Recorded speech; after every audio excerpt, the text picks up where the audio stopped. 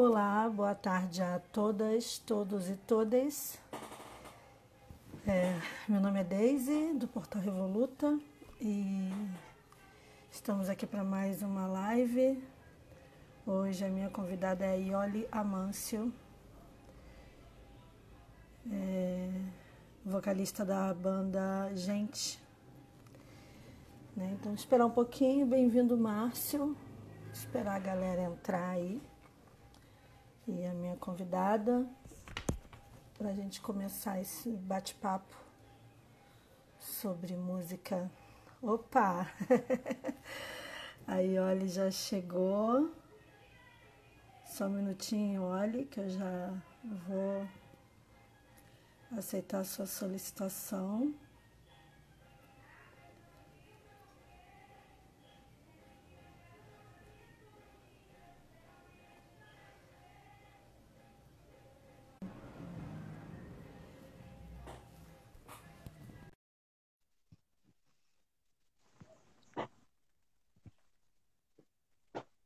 Opa! Olá! Olá! Como tá, menina? Tô bem, graças a Deus. Graças a Deus. Essa pandemia enchendo o saco ainda. Não é? Pelo visto vai demorar ainda a passar, mas estamos aí firmes e fortes, É isso. suportando e resistindo. É isso. Então, a ideia da live é exatamente essa, né? Em tempos pandêmicos, a gente tem um respiro e poder acreditar que para frente coisas melhores virão, né? Que se a gente também parar e ficar completamente atônitos com tudo que está acontecendo, né? A gente não vive. Eu acho que a gente se manter ao lado dos nossos, mesmo à distância, é importante nesse momento, né? E queria te agradecer Sim, muito por você aceitar participar do papo comigo. Tive a oportunidade de te ouvir uma vez, né, falando sobre vivências na Baixada e cantando um pouco para a gente no evento na Casa de Cultura em Nova Iguaçu.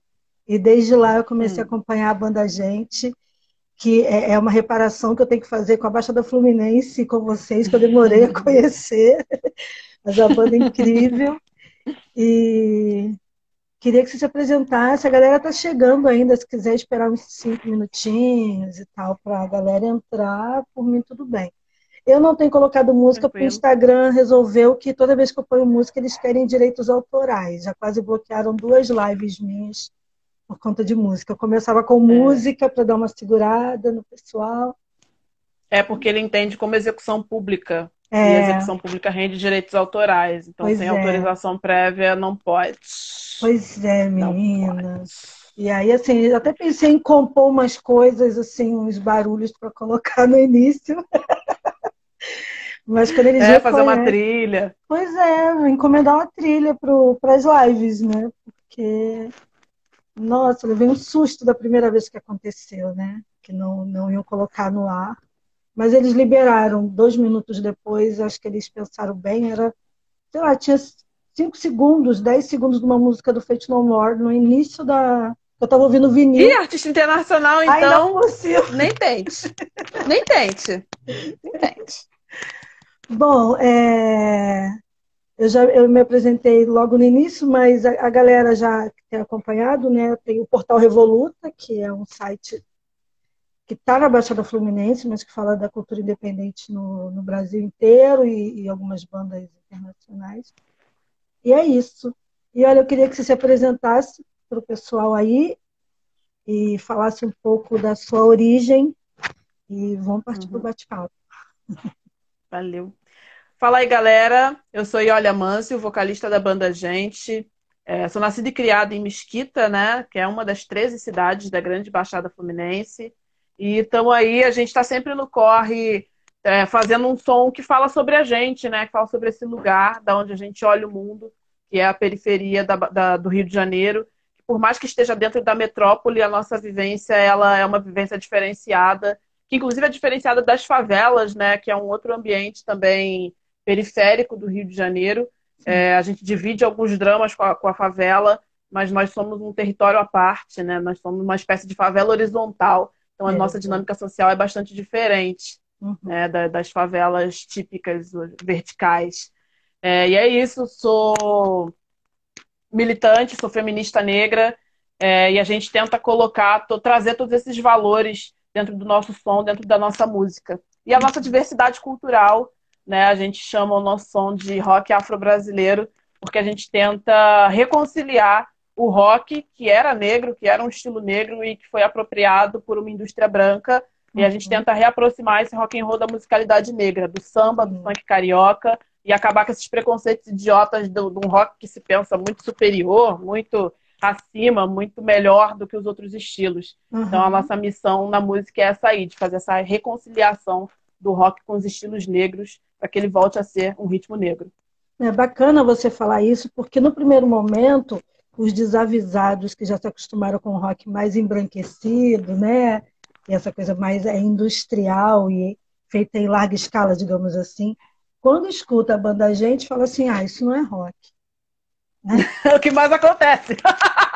Mas espera, quando você começa a pegar a origem do rock, né, lá atrás, você entende o que a banda Gente quer fazer, resgatando principalmente os elementos de brasilidade, né? A gente escuta Sim. tudo, tem um totozinho de capoeira, do samba, do funk, do rap, e tudo falando sobre a realidade, né? Contestando o porquê desse lugar onde nós estamos ser tão marginalizados. E foi isso que me pegou bastante, né, na banda Gente, de ouvir falar, opa, é isso. Estava faltando uma banda que falasse dessa forma, e não de uma forma muito fechada, né, sobre a música. Vocês acabam trazendo para o rock outros olhares de pessoas que não estavam diretamente ligadas ao rock e que a partir da banda a gente consegue chegar, né, nesse ambiente do rock que todo mundo conhece e fazem isso com muita propriedade. Então eu queria saber como é que vocês começaram a banda Gente, né? Como você começou a ouvir música e como que a banda Gente começou e chegou nessa fórmula que está aí, que tem no Somos Todos Silva, que é um álbum maravilhoso, e contasse um pouquinho dessa história. Então, eu comecei a ouvir rock com 12 anos de idade. Na Era bem passarela do rock? ainda. Passarela do rock. Eu fugia na época. Eu e mais duas amigas, a gente fugia da igreja para poder ir para a passarela do rock. Olha, que a passarela do Três rock. fedelhas. Nossa, para quem não conhece, a passarela do rock acontecendo era domingo à noite, né? E olha, Sim, era domingo à noite, no mesmo numa horário praça, da missa. É numa praça na cidade de Mesquita. E aí Isso, tinha a era embaixo da passarela. estação do trem. Exatamente. Embaixo da passarela da estação. E assim, era uma opção para a galera da Baixada, por causa da dificuldade de se locomover para outros lugares do Rio, né? Porque a gente está na região E metropolitana. virou um grande ponto turístico, porque vinha gente do Rio de Janeiro absolutamente inteiro. Eu acho que qualquer roqueiro que foi roqueiro nos anos 2000, e você fala de passarela do rock, ele conheceu. Ele pode ser de qualquer buraco do Rio de Janeiro, Exatamente. dos longínquos lugares lá da Baixa, ele foi roqueiro. De verdade, ele conheceu a passarela do rock. Conseguiu puxar o olhar para a Baixada, né? Porque normalmente as coisas eram na Zona Norte, ou na Zona Sul, ou no centro do Rio. E aí, realmente, os meus amigos da Zona Oeste, Zona Norte, todo mundo veio na passarela do rock pelo menos uma vez, como ponto turístico, né? Sim, virou ponto de visitação.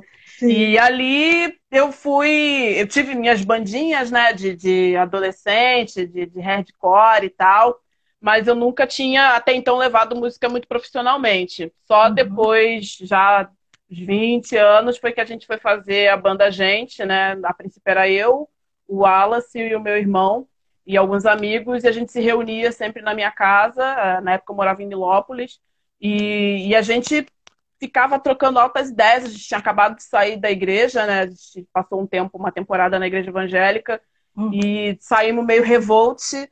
E aí, desses revoltes, né? Porque as questões. Assim, a princípio, qual era a nossa revolta, né? Porque pode parecer que a gente estava revoltado com o que geralmente as pessoas se revoltam para sair da igreja, só que não, a nossa revolta era social. Porque a gente tinha muito ranço dessa coisa de o projeto. A igreja separava com muita força o que era social do que era a vivência de igreja. E a gente Aham. sempre foi muito crítico a esse tipo de postura. Então a Sim. gente saiu com esse tipo de nervoso, né? E eu Uhum. já era esquerdistinha, já era Já comunistinha, era comunista. já tinha vindo de movimento estudantil desde os 14 anos de idade, então o meu olhar sempre foi muito social para essas questões, Aham. né? Independente da fé. E a igreja é um lugar onde esse olhar social é travado, é absolutamente travado. Então, tudo que a Sim. gente tentava propor dentro daquele espaço era colocado como algo não importante. E isso É. revoltava a Isso é gente uma pena, profundamente, até né? o momento que a gente rompeu. Isso é uma pena porque É uma acaba pena. distanciando a comunidade, os jovens, enfim. Se eles querem agregar, eles não conseguem, né? Com esse discurso que a igreja tem, eles afastam demais, né? Mas, enfim, aí é uma Sim. questão para eles resolverem e entenderem. Não, Problema deles deixa lá. para A lá. gente foi resolver o nosso problema. Qual era o Isso. nosso problema? E aquilo ali foi gerando letras, foram gerando reflexões, debates. E aí a gente começou com o nosso primeiro EP, que a gente lançou em 2015, que foi o Rock Está No Ar, que já vinha com a pessoa, que era uma música meio cutucão da galera lá. Uhum, E daí já tinha Cólera, né? uhum, Que é uma música que a gente trouxe ela de novo para o Somos Todos Silva. E ela meio que abre a narrativa do disco do Somos Todos Silvas, né? Que é esse menino uhum, de cólera contando o que ele vê a partir da sua janela. uhum. Nossa, sensacional. O nome Banda Gente veio de onde? Então, o nome Banda Gente veio justamente desse ranço, dessa época, porque a gente entendia que nós, que somos periféricos, que estamos nesse lugar de sombra da sociedade, não somos vistos como gente. Então, a ideia era para que a gente pudesse dar voz e ser voz desse espaço que a gente Aham. veio, né? Que é da periferia, somos pessoas pobres, negras. Então, essa era a ideia do nome Banda Gente, de ser uma voz para dizer, para gritar que nós somos gente. Uhum. E a partir de qual momento você passou a fazer parte do coletivo Baixada Nunca Se Rende, que aí gerou um monte de coisa? Dentro disso a gente vai poder falar sobre as produções na Baixada e tudo mais. Como que surge e como você chega no coletivo? E explica um pouquinho para quem não conhece o que é o Baixada Nunca Se Rende.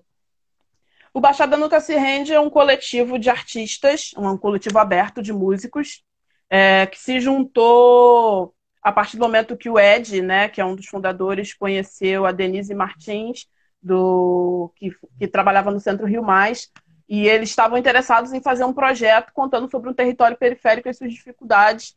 E território periférico com dificuldades e com fazer artístico, Baixada Fluminense. Né? Sim. Então a galera do BXD se reuniu para tentar dar visibilidade para os trabalhos dos artistas locais. Uhum. Né? Que somos artistas que temos muita dificuldade de se inserir no mercado. Né? Uhum. Por conta da distância, por conta da falta de conhecimento, enfim, por todas as questões estruturais que a gente sabe que dificultam a lida na sociedade. Então o BXD Nunca Se Rende surgiu nesse intuito, de aproximar o artista baixadense do mercado da música. E aí Uhum.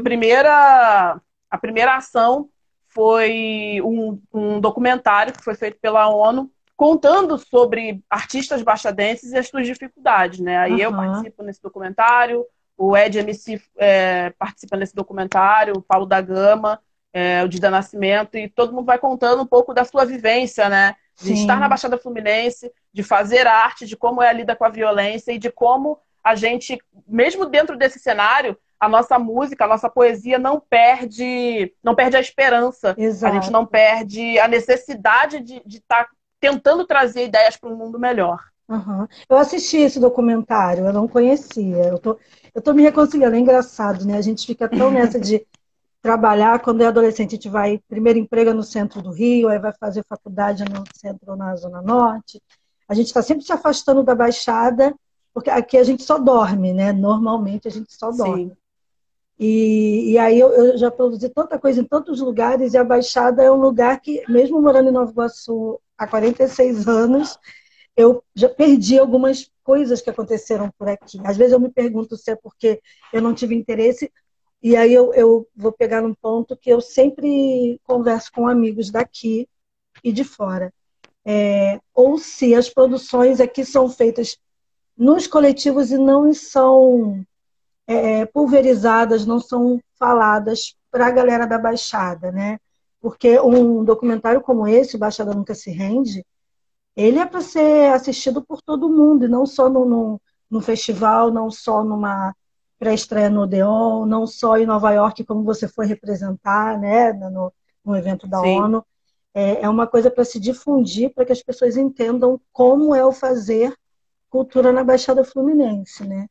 Tem essa discussão dentro do coletivo? Vocês conseguem divulgar ou quais as dificuldades de se mostrar o artista baixadense para as outras regiões e para a própria Baixada, né? Que a gente, infelizmente, tem poucos aparelhos, né, e olha, na Baixada para poder trabalhar a cultura, Pouquíssimos. né?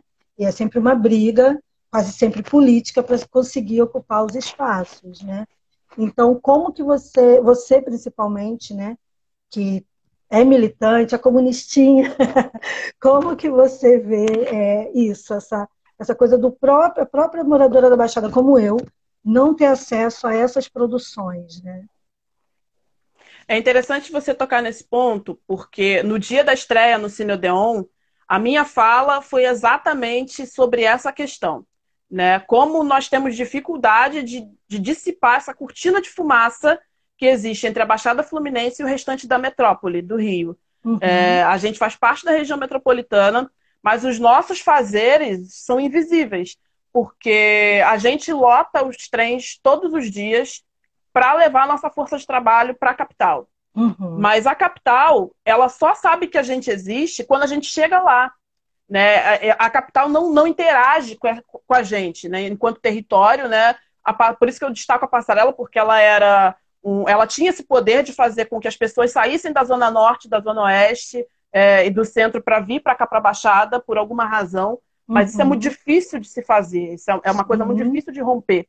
Assim como aquilo que a gente faz, o nosso trabalho artístico, é difícil da gente conseguir romper e chegar como artistas no Rio.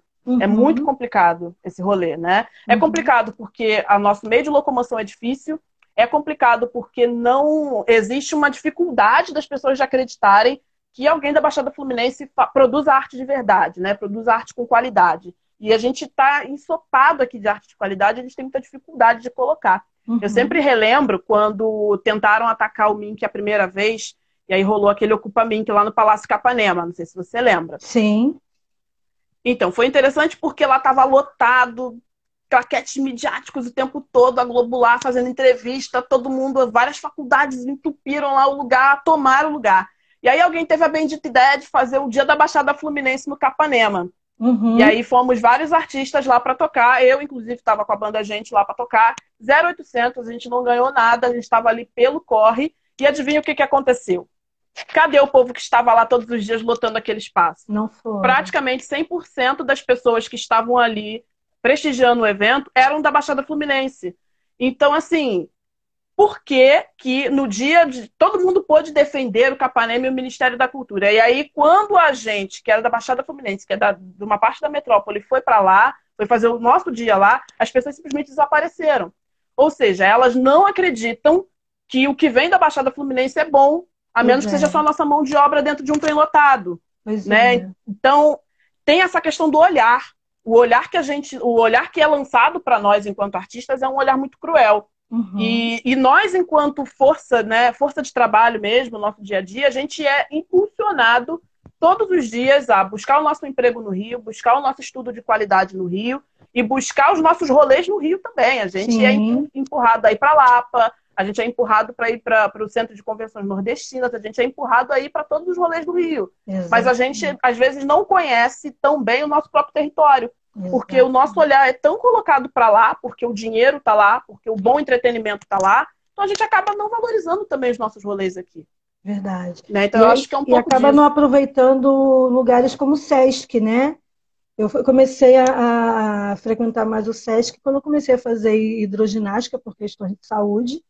E aí eu via que tinha uma produção, tinha teatro, enfim, todo mês tinham peças legais e apresentações de música e oficinas. Opa, do lado de casa, bem dizer, né?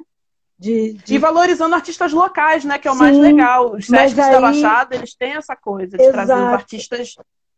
mas cai num pecado que eu acho que é muito da Baixada isso.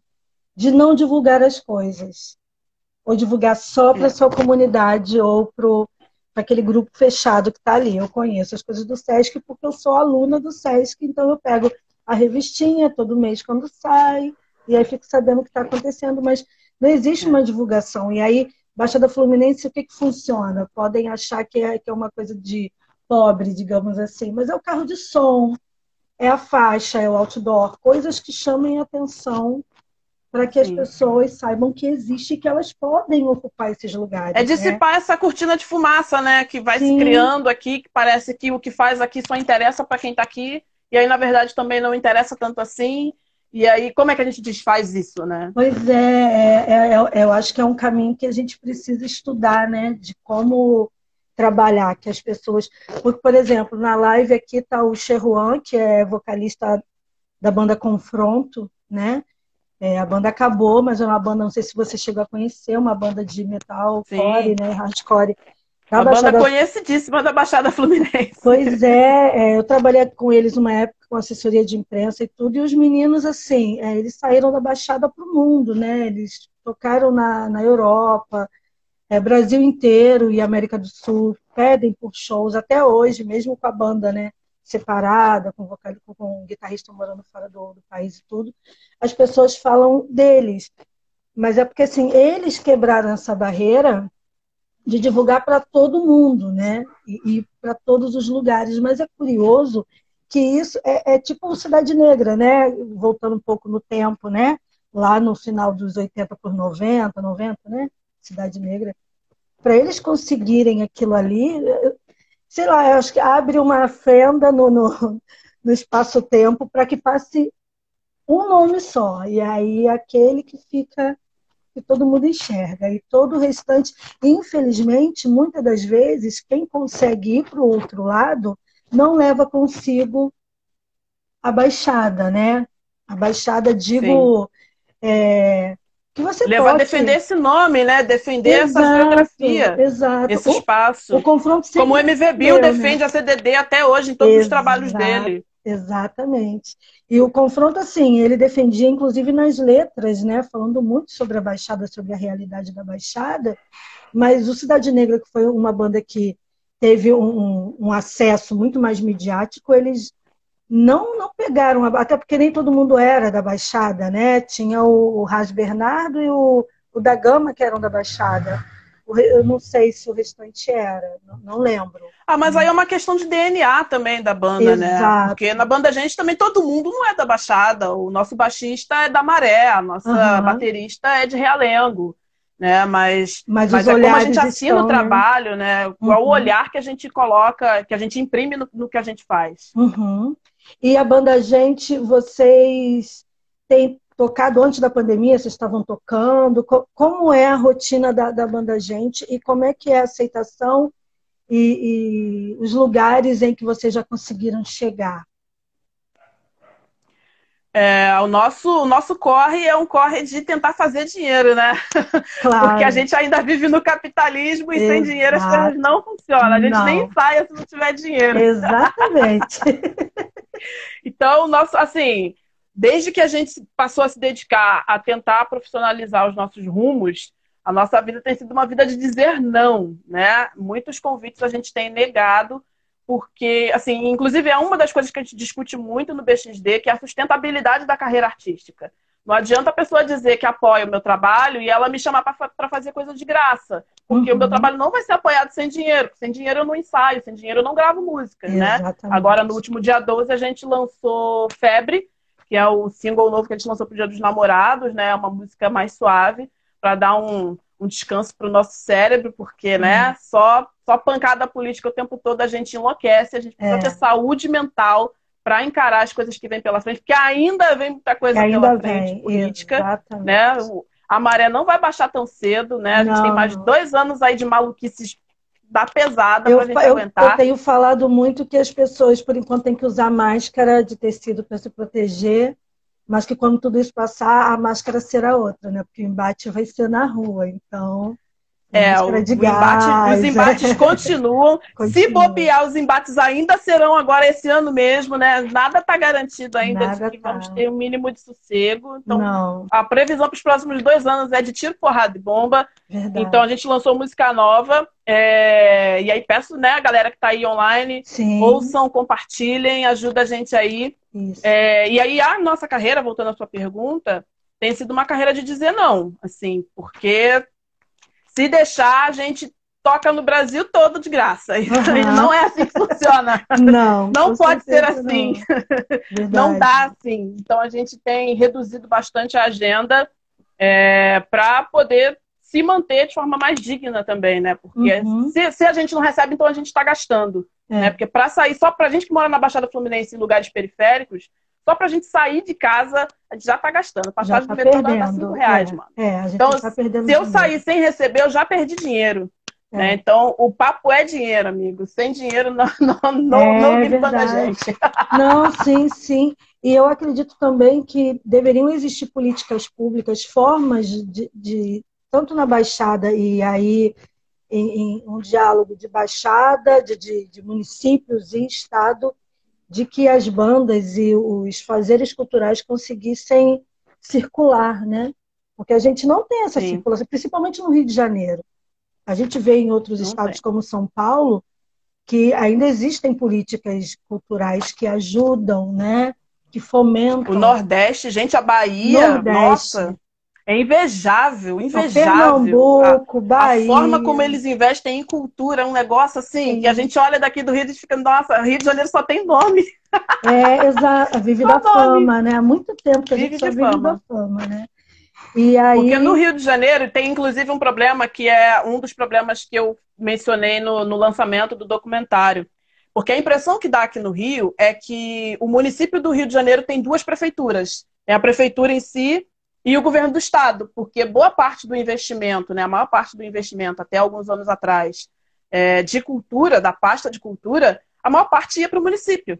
Sendo que o município é um município rico, né, que vive de turismo, então ele investe pesado em cultura, principalmente na Zona Sul, vale lembrar. Né? Não é no Rio de Janeiro todo, no município inteiro, não. É na Zona Sul, a maior parte. Inclusive, querem acabar com o aparelho maravilhoso que é o Imperator, que é na Zona Norte, né? Porque para eles o que interessa é na Zona Sul. Um dos poucos aparelhos de grande porte e de boa qualidade fora da Zona Sul, né? Sim. Então, assim, o Rio de Janeiro tem esse problema de centralizar os recursos, né? Para a Zona Sul e para o centro. E uma parte para a Barra.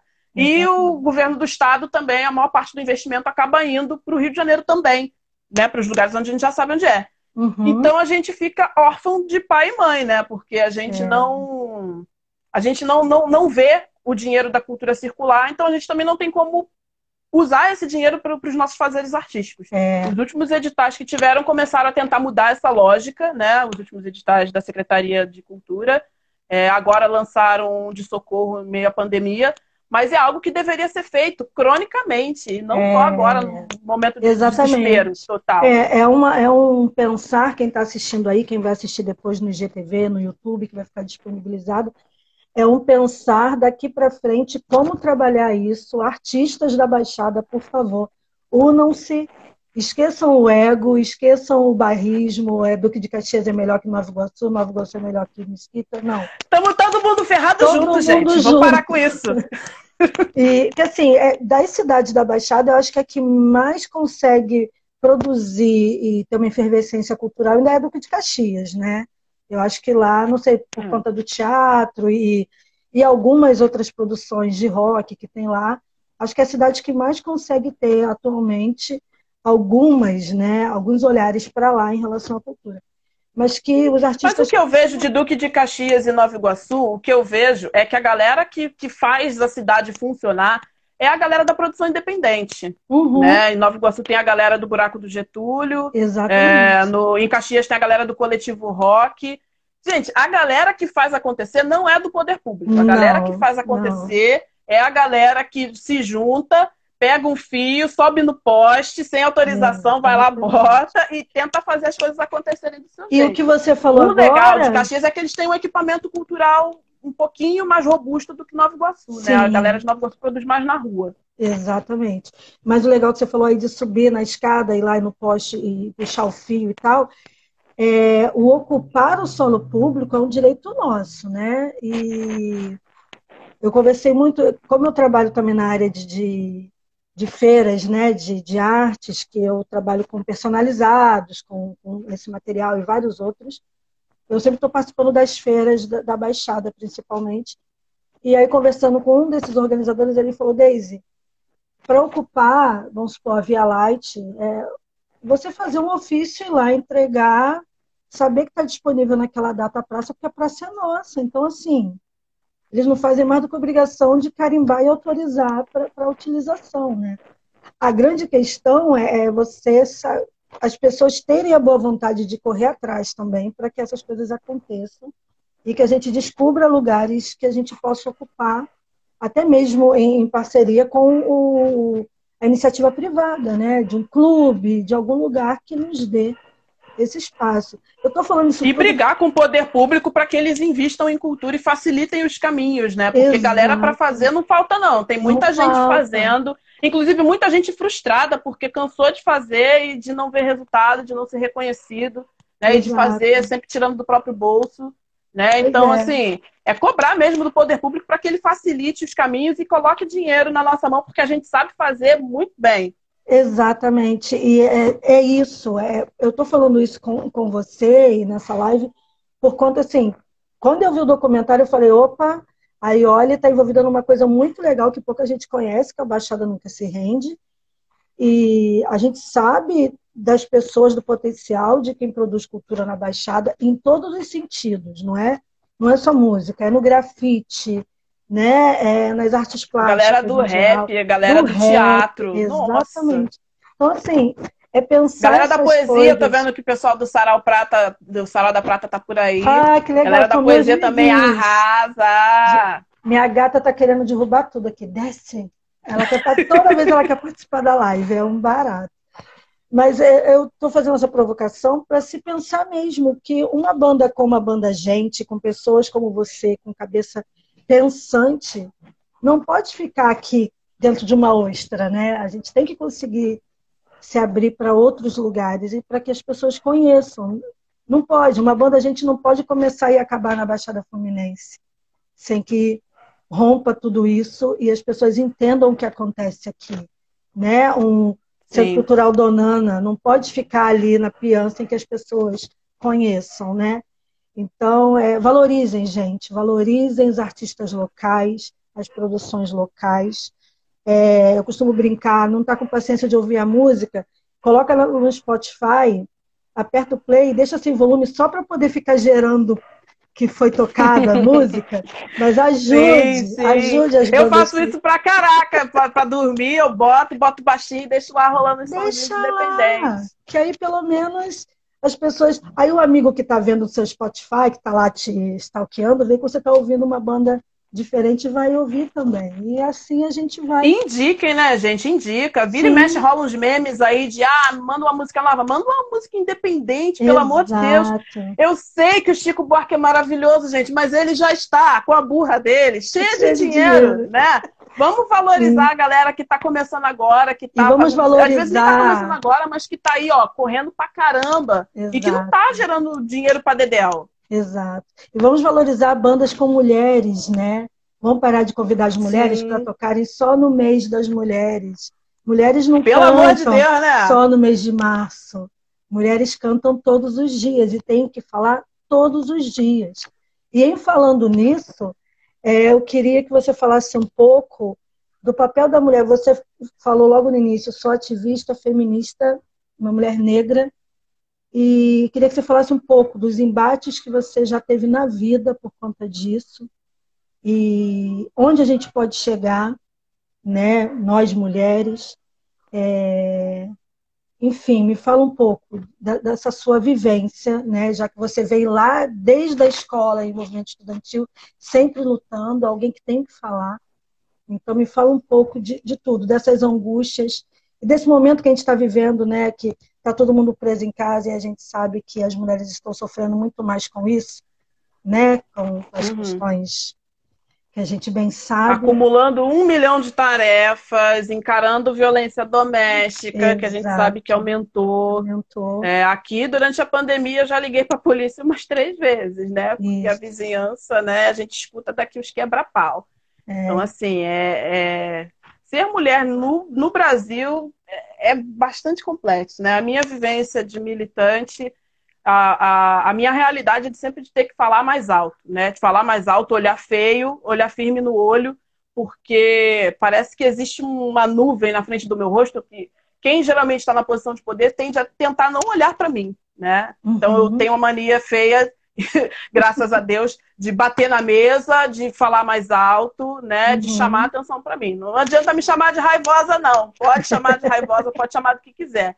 Porque eu bato na mesa, eu grito alto, aprendi a rugir feito um leão para ter a minha voz levada a sério, né? Hoje eu acho que as coisas estão um pouco mais... Como eu também vivo dentro de uma espécie de bolha, né? Porque a gente acaba circulando entre os nossos, eu não preciso exercer tanta força. Mas no começo era bem mais difícil, assim, eu chegar, por exemplo, na questão da produção da banda, né? Quem faz a produção executiva da banda sou eu.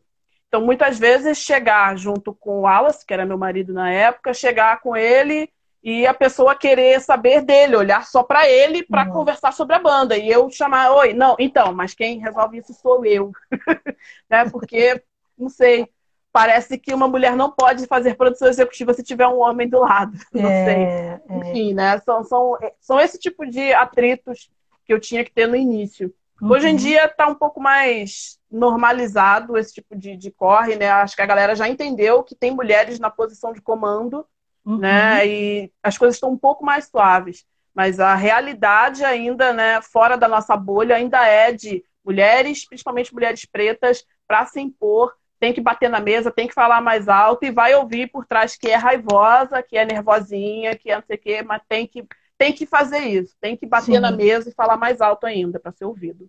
Sim, isso é muito triste, né? Esses dias eu estava vendo uma live do Jean Willis com a Elisa Lucinda e ela estava falando exatamente sobre isso, de como era difícil, ainda mais lá, né, na década de, sei lá, 70, 80, ser uma mulher negra. Ela veio morar no Rio de Janeiro muito jovem para correr atrás do sonho dela. E só dela dizer que é negra, morava em Copacabana, os homens já interpretavam que era uma mulher de programa, né? Porque é uma mulher negra. Então, assim, já tem essa...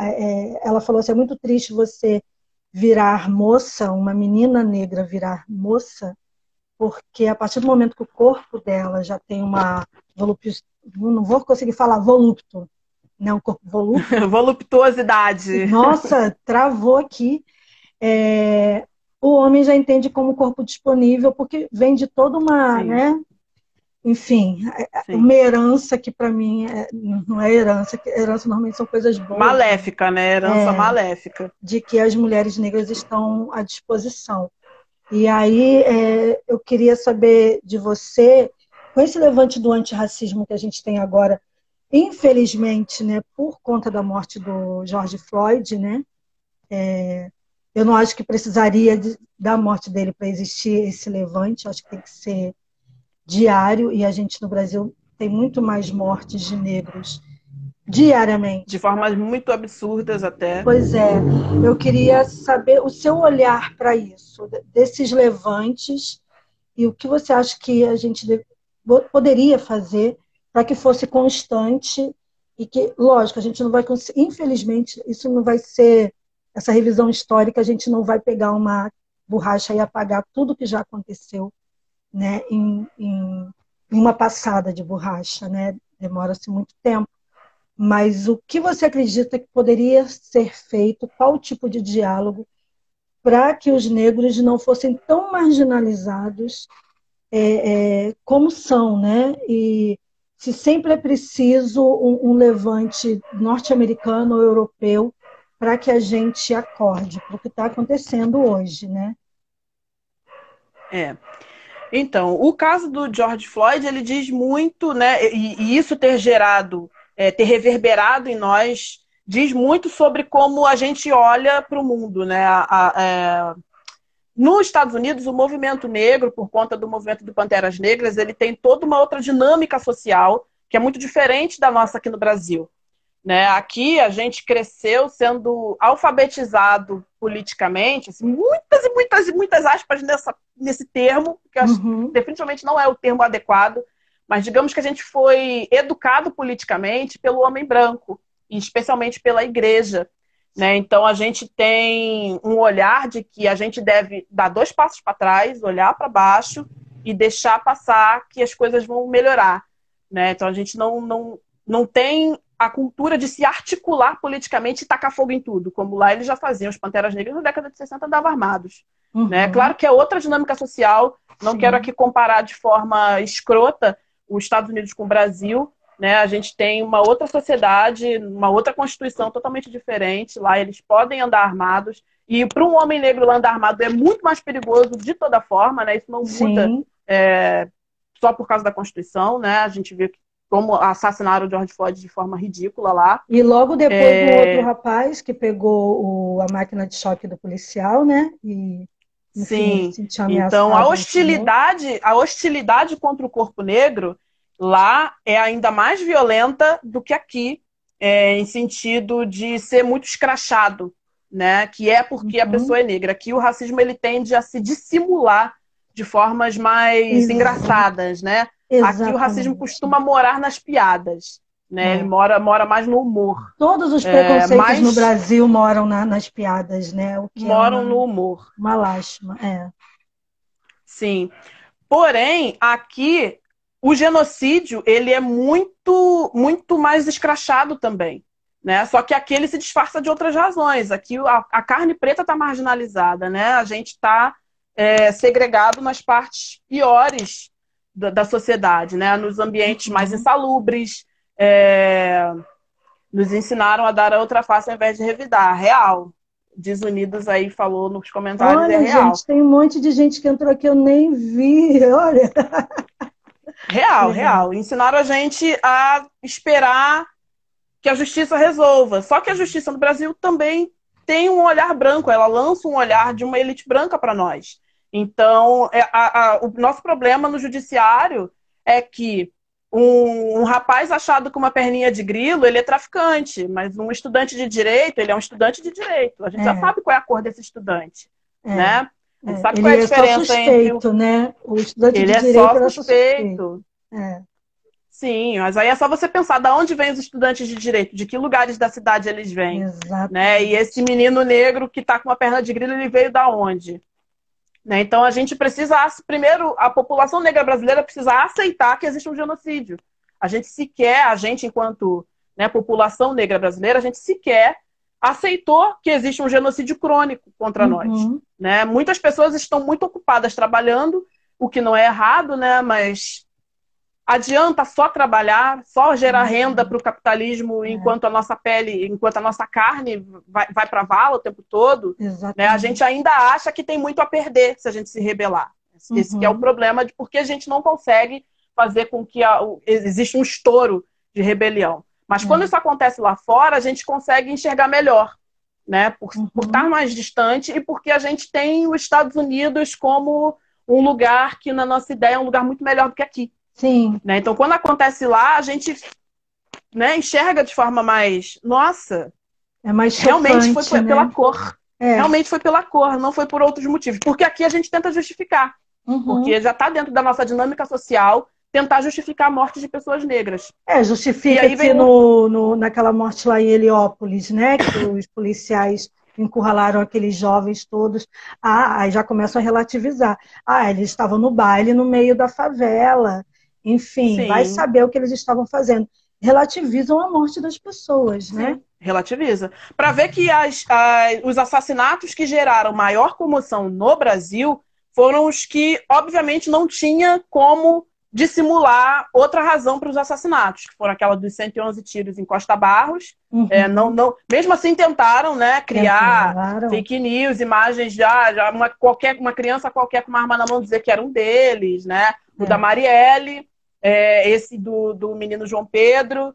Os assassinatos que geraram maior comoção foram de crianças e que não tinha como dissimular, porque aí a gente perdeu aquela coisa do não, mas tinha uma razão. Não tinha uma razão. E nenhum deles tem. Nenhum deles tem. mesmo se o cara tiver com drogas, não é uma razão, Não. né? Não é Se razão. existe o sistema judiciário para poder julgar tudo isso, não existe o porquê de acabar com uma vida no meio de uma rua, num beco escuro, né? Não existe isso. Não é para ser. Né? Se não está armado, se não está trocando tiro, qual é a razão, né? Então, Exato. quando a gente perde, quando na sociedade brasileira esse muro da justificativa é rompido, é que o assassinato começa a gerar alguma comoção. Uhum. E aí a gente tem um segundo problema, que é o de engajamento. Nos Estados Unidos, mesmo quem se compreende como branco, engaja firme, engaja forte naquela luta, né? Porque para eles se veem como americanos. Não à toa você repara nos discursos que saíram daquela situação do George Floyd, eles falando que eles são americanos. Então, esse senso de unidade, esse senso de patriotismo, né? Essa palavra é meio da coceira na gente aqui, mas esse senso de patriotismo faz com que a comunidade branca, que não é racista, engaje nessa luta antirracista. Sim. E no Brasil, a branquitude em geral tem muita preguiça de se envolver com essas questões. Né? Todo mundo acha que não é problema seu. As pessoas acho que não sabem nem como defender o outro, né? Acho que é uma questão tanto de egoísmo também, de viver só na sua bolha, de não ter empatia pelo que o outro passa. Você falou uma coisa no Baixada Nunca Se Rende que ficou muito marcado, que é sobre o negro, quando está mal vestido, ele é um favelado, ele é suspeito, ele é um bandido, e quando ele está embranquecido, que ele está com terno, com uma roupa mais bonita, a mulher com um vestido de noite, né? Ok, é uma pessoa de bem, é mais aceitável na sociedade. E isso é uma coisa que impacta muito, né? Você ter que se colocar de uma forma, de repente, quando você mesmo falou, chega numa reunião sendo uma mulher e negra, as pessoas não te dão a voz por você ser uma mulher e negra. Né? Somos humanos. E isso me incomoda bastante. Aí, quando você diz isso, que lá eles são patriotas, né? E eles falam, nós somos americanos, norte-americanos, o brasileiro é o povo um dos mais mestiços do mundo e não tem empatia pelo outro, né? Isso me não tem incomoda. empatia justamente por essa mestiçagem, né? Costumam romantizar muito a mestiçagem no Brasil, mas ela não foi boa. Primeiro que ela foi feita a partir de estupros crônicos, né? As situações de estupros foram que geraram a mestiçagem brasileira. Ela não é essa coisa romântica lá, livrozinho de Iracema, né? Não foi bonitinho. Né? O bonitinho é agora, que a gente, de alguma maneira, ainda escolhe os nossos parceiros e vamos ser bastante, né, pé no freio com essa escolha, porque os modelos ideais estão colocados pelas novelas, enfim, pelo marketing todo. Sim. Então a gente pinça modelos ideais dentro da nossa sociedade. Exatamente. Então essa mestiçagem, ela tem muitas aspas aí, ela é muito mais prejudicial pra gente do que benéfica. Né? E é um dos motivos pelo qual a gente não se vê como um povo. Porque hoje, como já estamos mestiços, a gente precisaria ter um estudo étnico mais aprofundado, a gente precisaria estudar isso nas escolas. Só que falou de etnia de forma mais séria aqui, tudo é vetado, tudo vira uma grande nuvem de fumaça. Assim, se a gente tem um cara na direção da Fundação Palmares, né, que fala dos negros, um negro fala dos negros da forma que ele fala, né, negando a própria raça, né? É difícil você conseguir dialogar com o povo e com pessoas que pensam dessa forma, né? É angustiante dizer isso, mas eu vejo que o racismo vai continuar sendo velado no Brasil por muito tempo, né? As pessoas vão velado, dizendo... eu acho que ele já não está muito, não. Eu acho que a militância que está em atividade hoje, ela já conseguiu rasgar bastante do véu que dificultava que a gente aceitasse que existe racismo no Brasil. Né? Eu cresci ouvindo que racismo não existia, sabendo que ele existia, mas como que eu ia gritar com o mundo para dizer que existia se todo mundo dizia que não? Né? Então, por conta de toda uma ideia de democracia racial que foi impressa e que foi divulgada e que foi vendida para o mundo por pessoas brancas, né? Casagrande Senzala, a gente tem aí trocentos escritores que tentaram apaziguar as tensões raciais no Brasil na marra, na base da caneta. Exatamente. Né? Mas hoje acho que a gente já está conseguindo rediscutir isso. Sim, todo. Quem é? Eu te atendo daqui a pouco, Selma. Eu estou ocupada agora. Com certeza. Também acreditamos que quando os brancos arregaçarem as Eu mangas, a estou realidade vai ocupada mudar. agora. Não Realmente, posso acorda em atender. si. Beijão, Matheus. Beijão para sua esposa. Beijão para seus filhinhos. Oh, desculpa. É que chamaram aqui. Nunca chamam no portão. Na verdade, a gente não está nem atendendo ninguém nesse momento de pandemia, mas alguém chamou aqui, enfim, bem no momento da live. Vamos aí, né? Desculpa, eu te cortei bem no meio do que você estava falando. Eu já não lembro mais onde eu estava. Você estava falando que como que você ia gritar para o mundo que existia o racismo, né? Sendo que, enfim, todo mundo negava isso, né? Pois é, então. Hoje, a militância que está atuando hoje já conseguiu mostrar para o mundo, até porque, né, hoje a gente pode filmar o racismo, né? Hoje a gente pode printar o racismo. Então, eu acho que está difícil de negar que ele exista, né? Não está dando mais para negar que ele exista. Movimentos neonazis aí, de vários nazistas morenos aí surgindo. Pois é. Eu acho ridículo, mas as pessoas têm, né? Elas aguentam essas maluquices.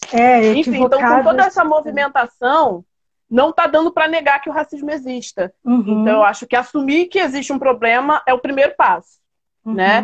E a revolta, né? No dia que o morro descer e não for carnaval, não foi escrita à toa, não é a música que foi escrita à toa, né? As tensões raciais já existem aqui, ó, há muito tempo. Há muito tempo. E no dia que a negada reparar a força bélica que ela tem, ferrou, amigo, ferrou. Sim. Ferrou. E aí, que bom, eu torço por esse dia. Sim, porque é em tudo, né? A cultura negra, a força de vocês, tudo em relação à religiosidade, a questão da cor de pele, da melanina de vocês, é um negócio muito forte, de mostrar que vocês têm força. O grande problema é o que você falou, fica todo mundo dentro da sua bolha, preocupado em garantir o ganha-pão, e achar que não adianta só eu falar que não vai mudar, e aí as pessoas continuam sendo massacradas, o que é uma pena, né?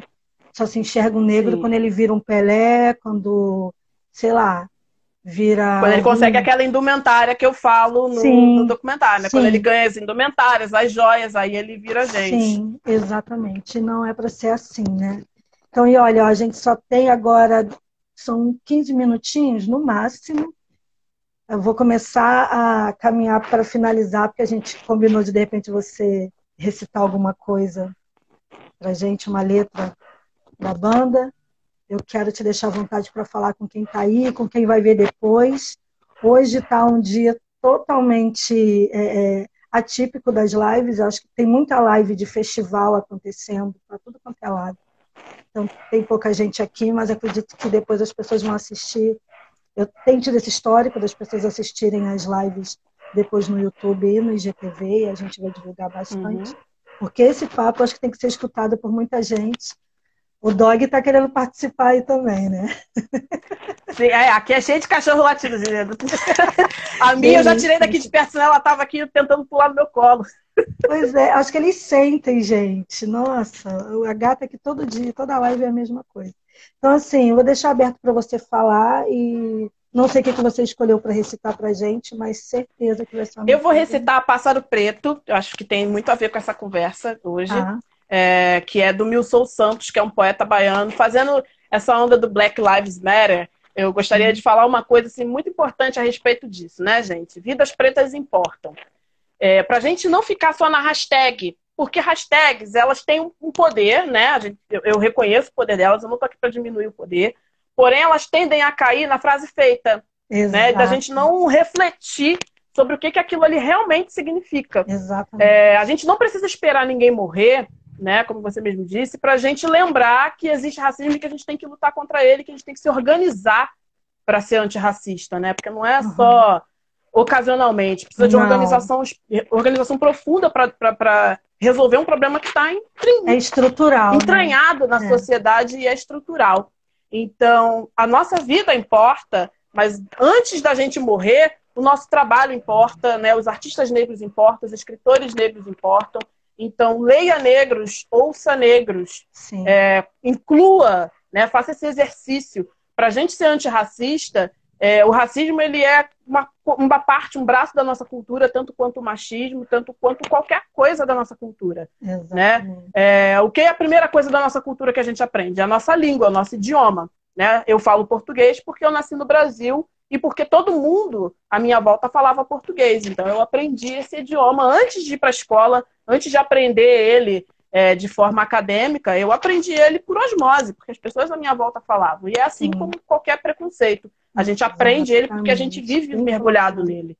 Né? Então, quando a gente quer aprender outro idioma, o que a gente tem que fazer? A gente tem que comprar livro, comprar dicionário, ouvir música na língua original, ver filme na língua original. Então, assim como a gente, para aprender outro idioma, para falar outra língua, diferente da nossa língua materna, a gente precisa empenhar todo um esforço para a gente combater o racismo, para a gente combater a homofobia, a transfobia, a misoginia, a gente precisa empenhar esforço. Né? A gente precisa buscar, fazer uma lista de escritores, de cantoras que estão falando sobre esse tema, né? Mergulhar, dar ouvidos. Né? A gente dialoga muito na militância sobre o lugar de fala, mas eu acho que a gente acaba esquecendo um pouco de lembrar que precisa existir alguém para escutar, né?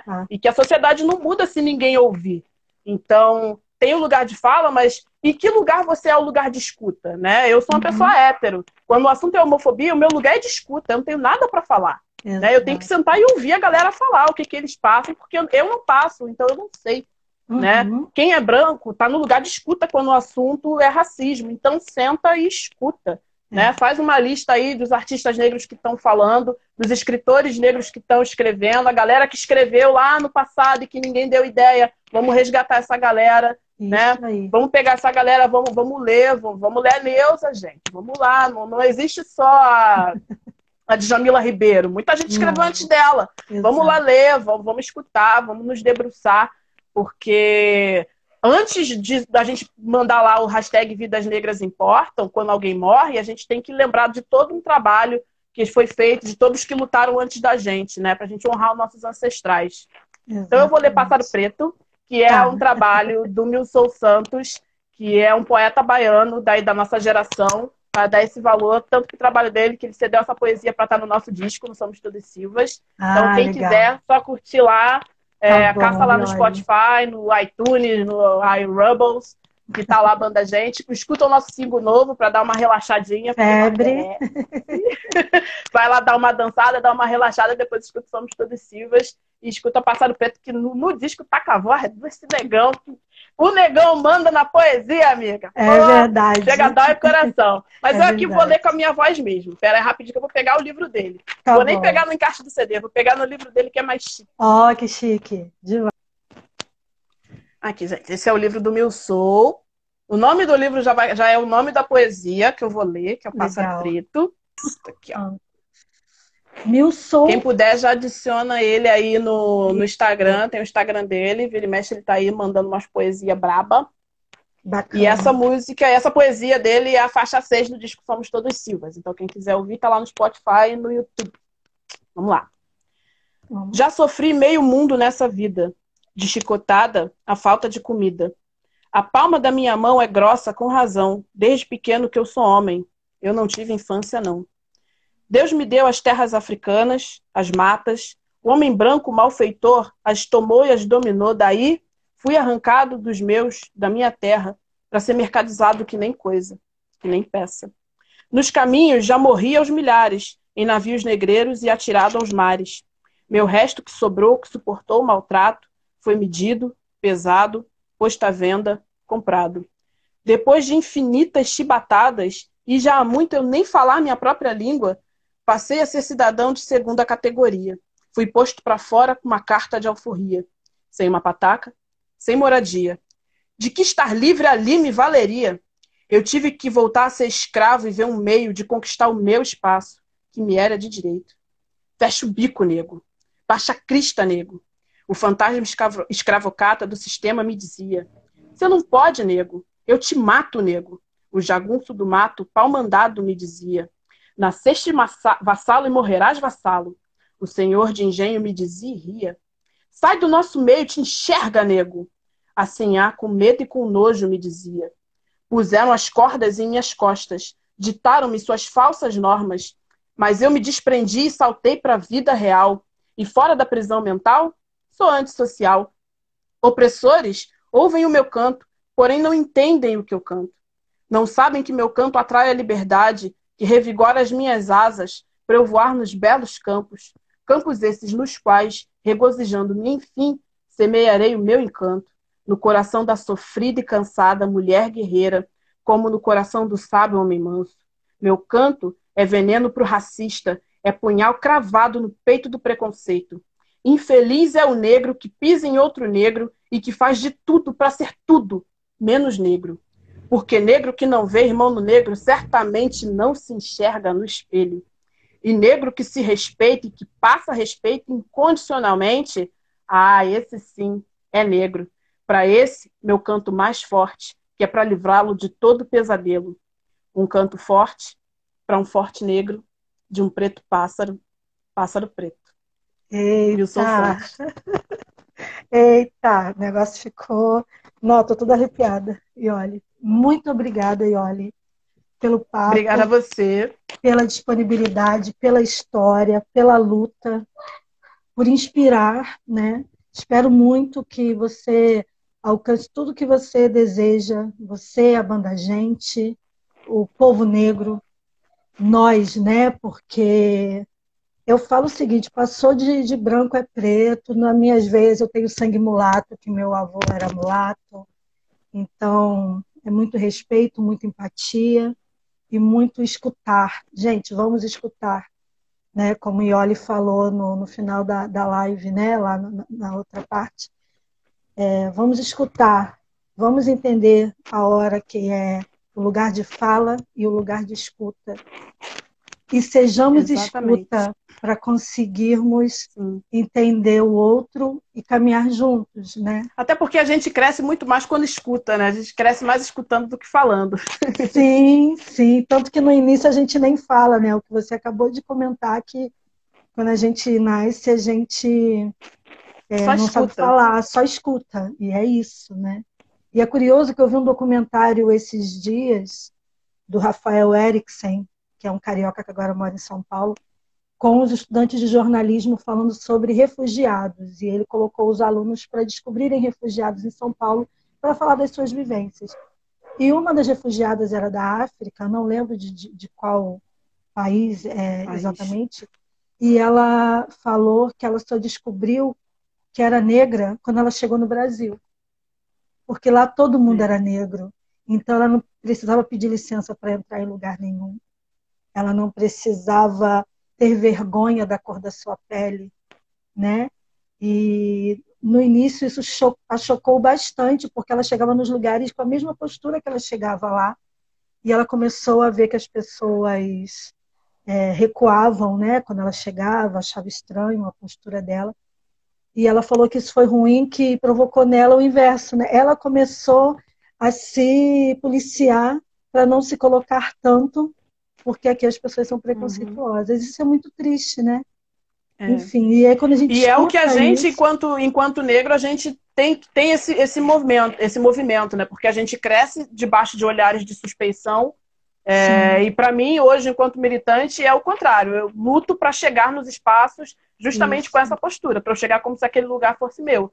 Por mais que eu ainda encare olhares de estranhamento, né? Mas eu faço essa força, esse exercício de entender que esse lugar é meu e que eu tenho que chegar nele sem nenhuma vergonha.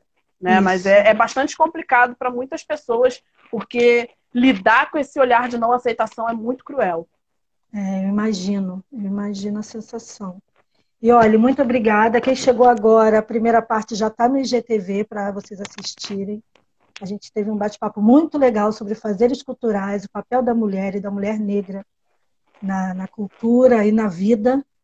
Agradeço demais. Quem não conhece a Banda Gente, procura no Spotify e nas outras plataformas digitais que está lá. Tem a música nova, que é a Febre, que acabou de ser lançada. E tem o Somos Todos Silva. Eu sou Silva, né? De sobrenome. Somos todos de alguma maneira. Somos todos né? de alguma E eu estou maneira. lá na certidão de nascimento. Então, escutem. É um bom relato, é um retrato da Baixada Fluminense, do viver na Baixada. Fala-se de todas as lutas que temos e que nem sempre enxergamos, e é um material muito importante que fala sobre isso. Parabéns demais, e olhe, dê um abraço na banda, e sigam em frente, e o que precisar do Portal Revoluta, estamos aqui sempre, viu? Deixa Muito para você se obrigada, despedir Deise. da galera. Obrigada, Deise. Obrigada, galera, que ficou aí até agora acompanhando. Beijão no coração de vocês. Escutem as músicas e é isso, gente. Vamos valorizar as vidas pretas enquanto elas estão vivas. Exatamente. Beijão. Então, vozes negras importam, produções negras importam. Né? Não deixem para falar quando já forem corpos caídos no chão. Né? Exatamente. Um beijo Vamos fazer enorme. isso justamente para que não caiam no chão esses corpos. Exatamente. Então é isso, galera. Fiquem bem. Se puderem, o recadinho sempre, fique em casa. Fique em casa, meu povo. Quem não puder, se proteja. Para a gente lá na frente temos muitos embates ainda, né, Ioli? Um grande abraço. Fique bem e até, galera. Tchau, tchau. Tchau.